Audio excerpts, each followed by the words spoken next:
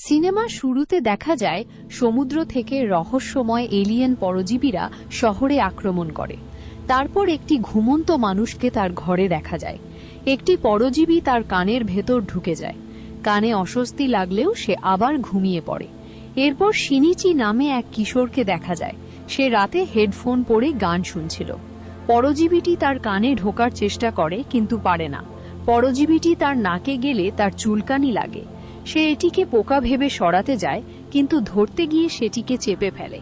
তখন পরজীবীটি তার হাত কেটে শরীরের ভেতরে ঢুকে যায়। ঠিক তখনই তার মা সেখানে আসেন।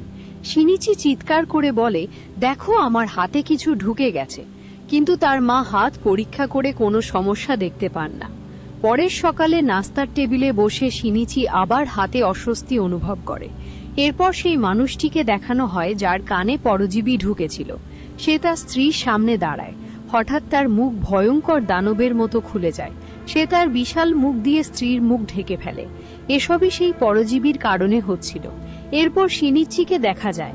সে স্কুলে যাওয়ার পথে তার এক বন্ধুর সঙ্গে দেখা করে। তার বন্ধু শিনিচির অদ্ভুত আচরণ লক্ষ্য করে। স্কুলে পৌঁছানোর পর তার সঙ্গে অস্বাভাবিক কিছু হতে থাকে। তার ডান হাতে প্রচণ্ড শক্তি চলে আসে। বাড়ি ফিরে সে নিজের হাতে আঘাত করার চেষ্টা করে, কিন্তু তার হাত নিজেই তাকে থামিয়ে দেয়। এরপর দেখা যায় তার হাত একটি পরজীবীতে পরিণত হয়েছে। সেই পরজীবী শিনিচির সঙ্গে কথা বলতে শুরু করে। পরে দেখা যায় সে শুধু শিনিচির বই পড়ে না, তার ল্যাপটপও ব্যবহার করে, কারণ সে মানুষের জীবনযাপন সম্পর্কে জানতে চায়। শিনিচি তাকে শরীরের ভেতরে ঢুকতে বাধা দিয়েছিল, তাই সে শুধু শিনিচির ডান হাত দখল করতে পেরেছিল। সে নিজের নাম রাখে মিগি। সে বলে, আমাকে কখনো কেটে ফেলো না, আমি তোমার কোনো ক্ষতি করব না, কারণ তুমি আমার আশ্রয়। ধীরে ধীরে শিনিচি আর মিগির মধ্যে বন্ধুত্ব গড়ে ওঠে। তবে অন্য পরজীবীরা পুরো শহরে তাণ্ডব চালাতে থাকে। তারা মানুষ মেরে তাদের মাংস খেয়ে ক্ষুধা মেটাতো। এদিকে মিগি শিনিচিকে একটি হোটেলে নিয়ে যায়। সেখানে অনেক পরজীবী মানুষের মাংস খাচ্ছিল। তারা শিনিচিকে পরজীবী ভেবে মানুষের মাংস খেতে দেয়, কিন্তু তারা বুঝে যায় যে শিনিচি পুরোপুরি সংক্রমিত নয়, তাই তারা তাকে মেরে ফেলতে চায়। ঠিক তখন মিগি তাদের ওপর আক্রমণ করে শিনিচিকে বাঁচায়, কারণ শিনিচি মারা গেলে মিগিও মারা যেত, তাই সে নিজের বাঁচার জন্যই লড়েছিল। খবরে দেখানো হয় শহরে একের পর এক মানুষ খুন হচ্ছে, কিন্তু কেউ খুনিদের পরিচয় জানতে পারছে না, কারণ পরজীবীরা খুব গোপনে এসব করছিল। শিনিচি মিগিকে জিজ্ঞেস করে, তুমি তোমার সঙ্গীদের মানুষ খেতে মানা করো না কেন? মিগি বলে, তোমরাও তো সবজি আর অন্য প্রাণী খাও, ঠিক তেমনই মানুষেরাই আমাদের খাবার, তাহলে এতে ভুল কোথায়? মিগি আশেপাশে অন্য পরজীবীদের উপস্থিতি টের পেত। একদিন স্কুলে যাওয়ার সময় সে শিনিচিকে বলে, তোমার আশেপাশে আরেকটি পরজীবী আছে, সেটি আর কেউ নয়, তার শিক্ষক ছিলেন। শিক্ষক শিনিচিকে দেখে বুঝে যান যে সে সংক্রমিত, কিন্তু তিনি বলেন, আমাকে ভয় পেও না, আমি মানুষকে ক্ষতি করতে চাই না, আমি শুধু মানুষের জীবনযাপন শিখছি, যাতে মানুষের স্বভাব আমার মধ্যে থাকে। এরপর তিনি শিনিচিকে আরো দুইজনের পরজীবীর সঙ্গে পরিচয় করিয়ে দেন। তাদের একজন ছিল একজন পুলিশ অফিসার, আরেকজন ছিল একজন ছাত্র। পুলিশ অফিসার বলে, এই পরজীবী আমার স্ত্রী, আমরা একটি সন্তানের অপেক্ষায় আছি, আমাদের সন্তান মানুষ হবে, আমরাও মানুষের মতো জীবন কাটাতে চাই, সবার সামনে মানুষ মারা আমাদের দরকার নেই, আমরা শুধু লুকিয়ে খাবো, তুমি কি আমাদের দলে যোগ দেবে? কিন্তু মিগি এই প্রস্তাবে রাজি হয় না। পরের দিন সেই পুলিশ অফিসার তাদের কাছে আসে। তখন মিগি শিনিচিকে বলে, সে আমাদের মারতে এসেছে, কারণ সেদিন হোটেলে আমরা একটি পরজীবীকে মেরেছিলাম। এদিকে সেই পুলিশ অফিসার তাদের ওপর আক্রমণ করে। মিগি আর শিনিচি মিলে তার সঙ্গে লড়াই করে। শেষ পর্যন্ত তারা তাকে মেরে ফেলে।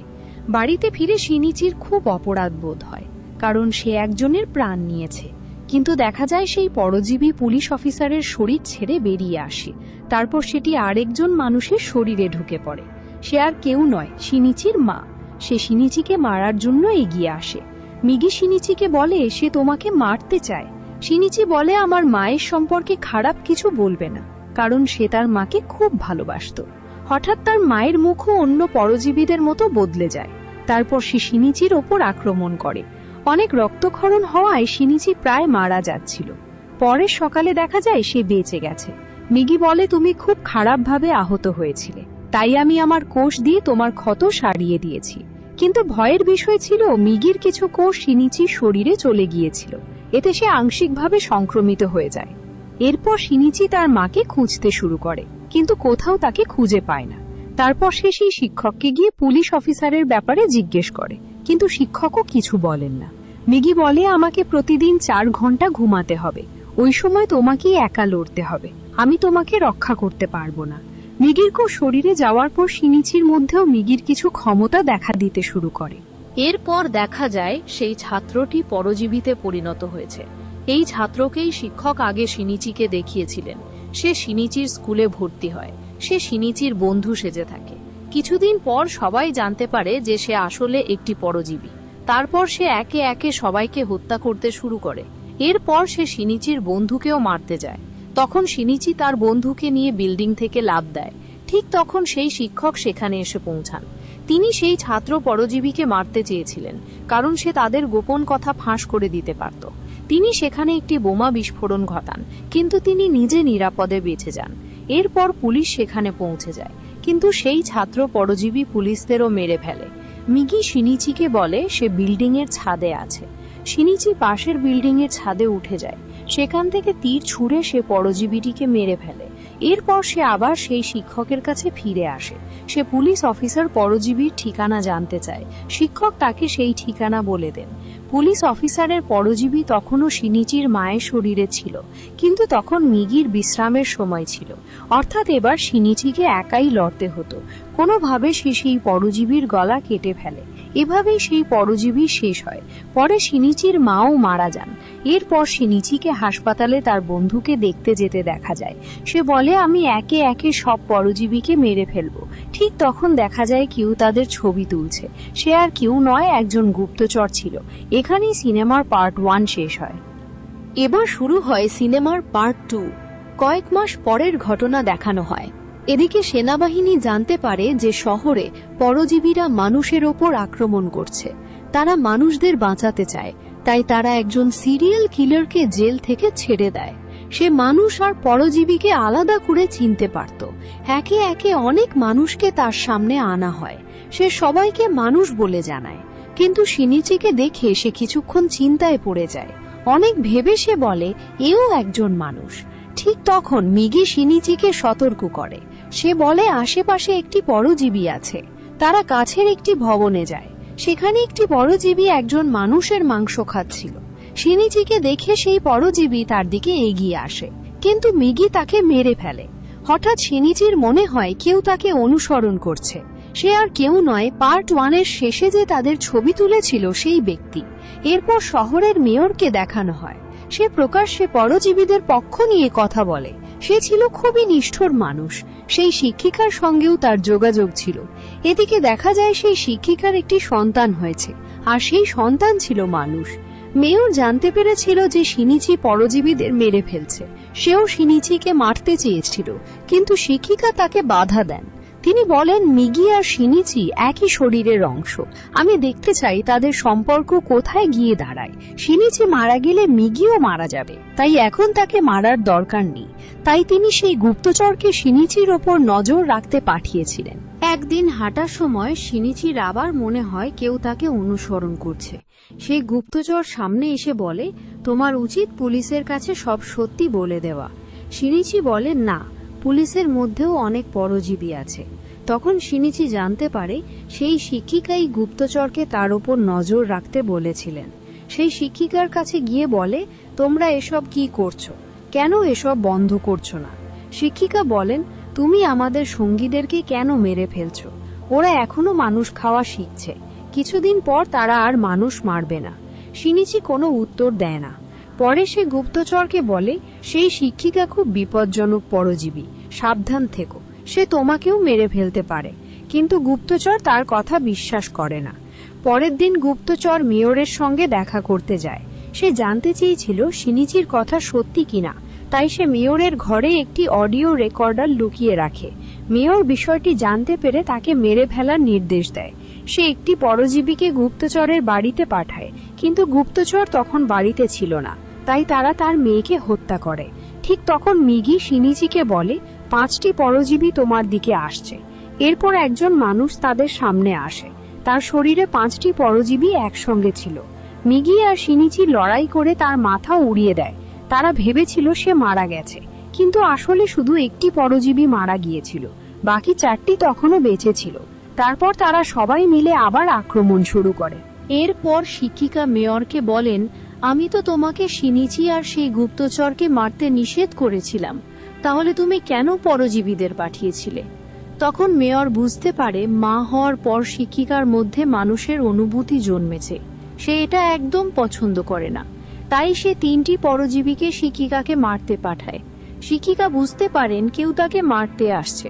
তিনি তাদের একটি গাড়ি পার্কিংয়ে ডাকেন। সেখানে একাই 3 জনের সঙ্গে লড়াই করে তাদের মেরে ফেলেন। বাড়ি ফিরে তিনি দেখেন তার সন্তান নেই। তিনি একটি চিরকুট খুঁজে পান। তাতে লেখা ছিল, ব্রিজে এসো, তোমার সন্তান আমার কাছে আছে। আসলে সেই গুপ্তচরই এই কাজ করেছিল। সে নিজের মেয়ের মৃত্যুর প্রতিশোধ নিতে চেয়েছিল, তাই সে শিক্ষিকার সন্তানকে মেরে ফেলতে চেয়েছিল। শিক্ষিকা শিনিচিকে নিয়ে সেখানে যান। শিনিচি গুপ্তচরকে বলে, এই শিশুকে মেরে তোমার কোনো লাভ হবে না, কারণ এই শিশুটি মানুষ। এদিকে সেনাবাহিনীও সেখানে পৌঁছে যায়। তারা জানতে পেরেছিল মেয়র তার ভবনে অনেক পরজীবীকে লুকিয়ে রেখেছে, তাই তারা সবাইকে একে একে বাইরে বের করে আনে। যাদের পরজীবী বলে চিনতে পারে তাদের গুলি করে মেরে ফেলে। সেই সিরিয়াল কিলারও সেখানে উপস্থিত ছিল। এদিকে মেয়র বক্তব্য দিতে শুরু করে। সে বলে, আসল দানব মানুষ। মানুষ কোনো কারণ ছাড়াই পরজীবীদের হত্যা করছে। কথা বলার পর সেনারা তাকে গুলি করে মেরে ফেলে। তখন সিরিয়াল কিলার চিৎকার করে বলে, সে মানুষ ছিল, সে শুধু পরজীবীদের সাহায্য করছিল। ঠিক তখন সবাই ঘুরে দেখে 5টি পরজীবী থাকা সেই লোকটি আবার এসেছে। সবাই তাকে গুলি করে, কিন্তু তার কিছুই হয় না। এদিকে গুপ্তচর সেই শিশুটিকে ব্রিজ থেকে ফেলে দিতে যাচ্ছিল। এটা দেখে শিক্ষিকা শিশুটিকে বাঁচানোর জন্য নিজের পরজীবীর রূপ ধারণ করেন। তিনি নিজের হাত গুপ্তচরের শরীরের ভেতর ঢুকিয়ে দেন। এতেই সবাই বুঝে যায় যে তিনি একজন পরজীবী। পুলিশ তাকে লক্ষ্য করে একের পর এক গুলি চালাতে থাকে। তিনি বুঝে যান যে আর বাঁচবেন না, তাই তিনি নিজের শিশুটিকে শিনিচির হাতে তুলে দেন।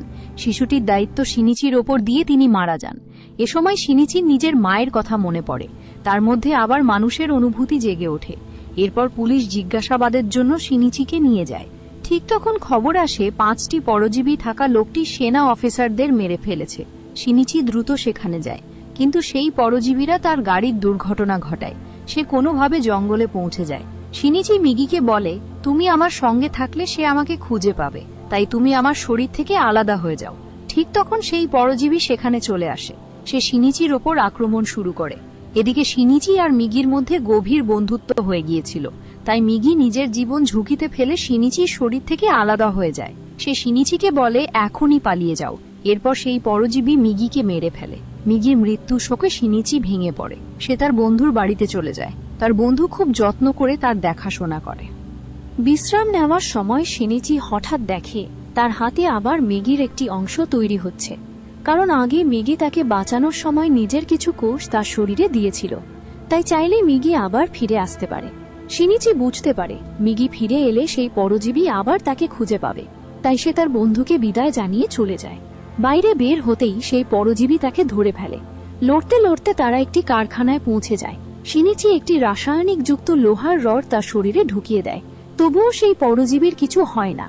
সে বলে, আমি আগে তোমাকে মারব, তারপর সব মানুষকে মেরে ফেলব। এরপর আমরা পরজীবীরাই পুরো পৃথিবী দখল করব। সে প্রায় শিনিচিকে মেরে ফেলছিল। ঠিক তখন মিগি আবার তার হাতে ফিরে আসে। সে সেই পরজীবীর ওপর আক্রমণ করে। হঠাৎ পরজীবীটি তীব্র যন্ত্রণায় ছটপট করতে শুরু করে।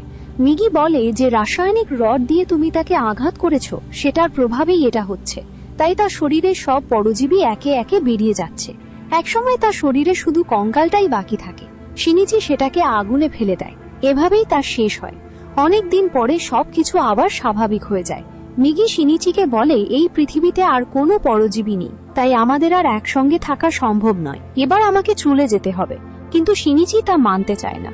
তবুও মিগি নিজেই তার শরীর থেকে চলে যায়। এরপর শিনিচির আসল হাত ফিরে আসে। মিগিকে হারিয়ে শিনিচি খুব কষ্ট পায়। অনেক সময় কেটে যায়। শিনিচি আর তার বন্ধু সুখে জীবন কাটাতে থাকে। মাঝে মাঝে তারা শিক্ষিকার শিশুটির সঙ্গে দেখা করতে যেত। হঠাৎ সেই সিরিয়াল কিলার আবার ফিরে আসে। সে শিনিচির বন্ধুকে ধরে ফেলে। সে তার কানে ফিসফিস করে বলে আসল দানব মানুষ, কিন্তু শিনিচির বন্ধু বলে আসল দানব তুমিই মানুষকে হত্যা করো। একথা শুনে সিরিয়াল কিলার তাকে বিল্ডিং থেকে নিচে ফেলে দেয়। ঠিক তখনই শিনিচি সেখানে পৌঁছে যায়। সে হাত বাড়িয়ে তার বন্ধুকে বাঁচিয়ে ফেলে। তখন শিনিচি বুঝতে পারে মিগি তাকে শেষবারের মতো সাহায্য করেছে। এভাবেই সিনেমার পার্ট 2 শেষ হয়।